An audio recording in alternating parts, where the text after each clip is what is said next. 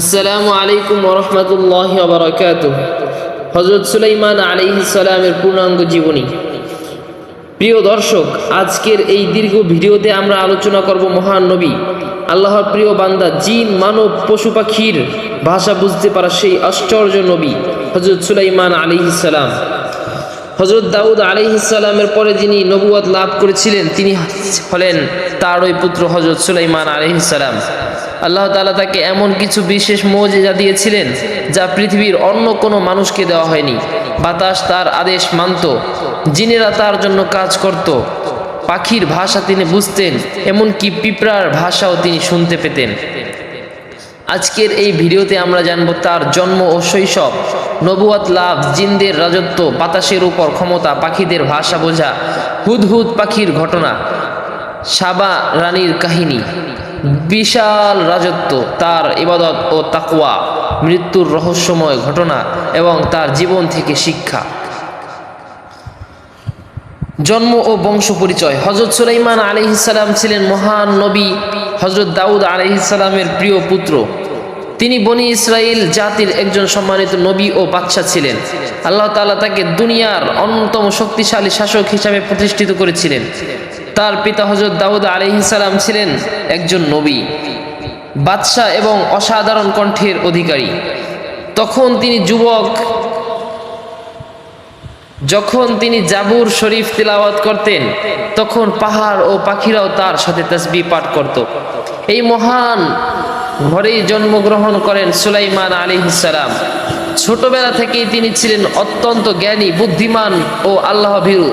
তিনি ন্যায় বিচার করতে ভালোবাসতেন এবং মানুষের সমস্যার সমাধান করতে অত্যন্ত বিচক্ষণতার সাথে কাজ করতেন।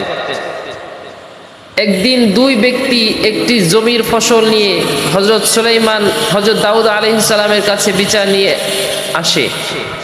রাতে এক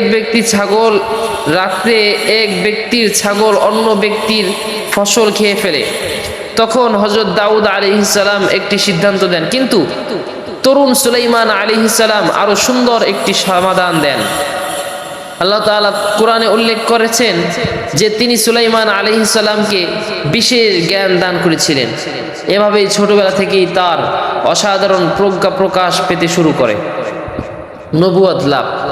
হযরত দাউদ আলাইহিস সালামের মৃত্যুর পর আল্লাহ তাআলা সুলাইমান আলাইহিস সালামকে নবুয়ত ও বিশাল রাজত্ব দান করেন।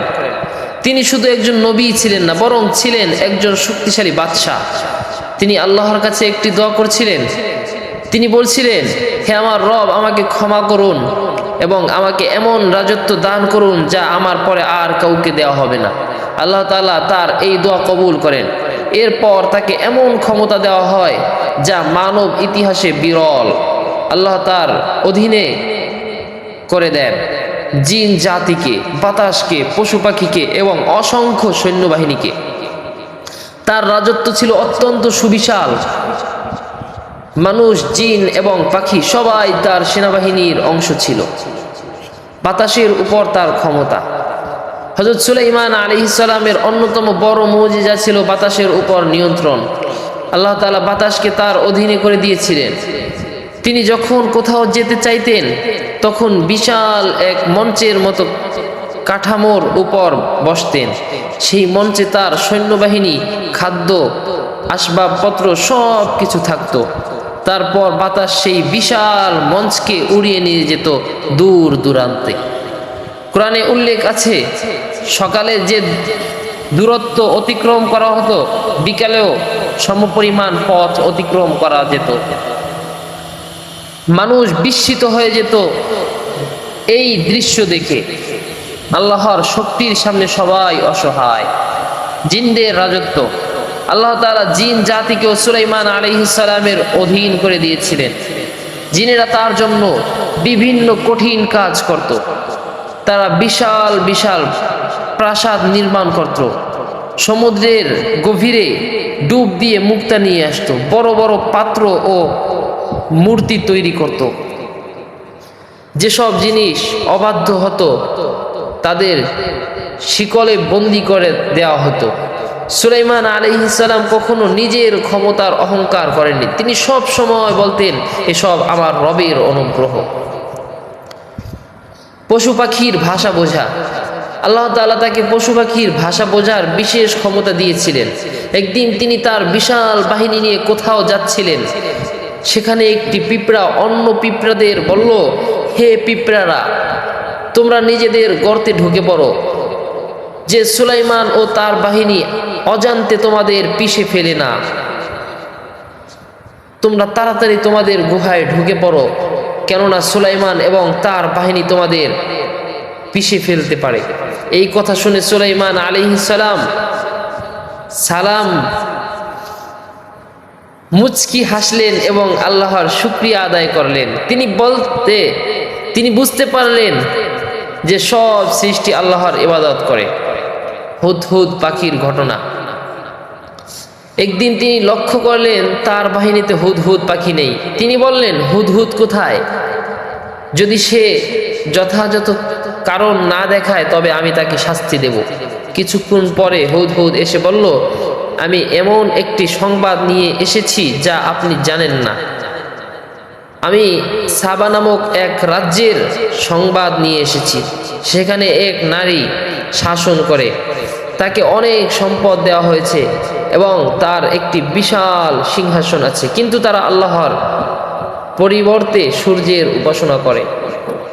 এই সংবাদ শুনে সুলাইমান আলাইহিস সালাম একটি চিঠি লিখলেন। সেই চিঠিতে আল্লাহর দিকে আহ্বান জানানো হয়। হুদহুদ সেই চিঠি নিয়ে সাবা রানীর কাছে পৌঁছে দেয়। সাবা রানীর কাহিনী। সাবা রানীর নাম ছিল বিলকিস। তিনি ছিলেন অত্যন্ত বুদ্ধিমতী ও শক্তিশালী শাসক। যখন তিনি চিঠিটি পাঠ করলেন তখন তিনি তার সভাসদদের সাথে আলোচনা করলেন। তিনি বুঝতে পারলেন এটি সাধারণ কোনো রাজার চিঠি নয়। তিনি প্রথমে উপহার পাঠালেন, কিন্তু সুলাইমান আলাইহিস সালাম সেই উপহার প্রত্যাখ্যান করলেন। তিনি বললেন, আল্লাহ আমাকে যা দিয়েছেন তা তোমাদের সম্পদের চেয়ে উত্তম। অবশেষে বিলকিস নিজেই দেখা করতে রওনা হলেন। সুলাইমান আলাইহিস সালাম তার আগমনের আগেই তার সিংহাসন নিয়ে আসতে বললেন। এক শক্তিশালী জিন বলল সে দ্রুত এনে দিতে পারবে, কিন্তু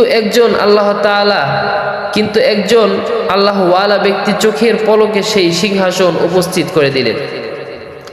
বিলকিস এসে নিজের সিংহাসন দেখে বিস্মিত হয়ে গেল। এরপর কাচের মেঝে দেখে তিনি পানি মনে করছিলেন। সব কিছু দেখে তিনি বুঝলেন এটি কোনো সাধারণ রাজা নন। তিনি আল্লাহর প্রতি ঈমান আনলেন।